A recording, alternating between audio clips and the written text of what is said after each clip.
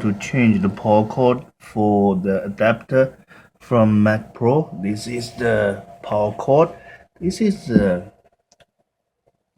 power adapter. Usually it comes with the short those plug.